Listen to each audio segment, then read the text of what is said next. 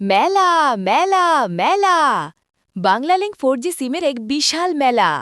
মেলা উপলক্ষে প্রতিটি সিম পাচ্ছেন একদম ফ্রি। রিচার্জ 250 টাকা। 250 টাকা রিচার্জে আপনি যে অফারগুলি পাচ্ছেন: 30 জিবি ইন্টারনেট 1 মাস মেয়াদ, 400 মিনিট 1 মাস মেয়াদ, 1 পয়সা সেকেন্ড কল রেট 1 বছর, ট্রফি আনলিমিটেড ফ্রি 1 মাস।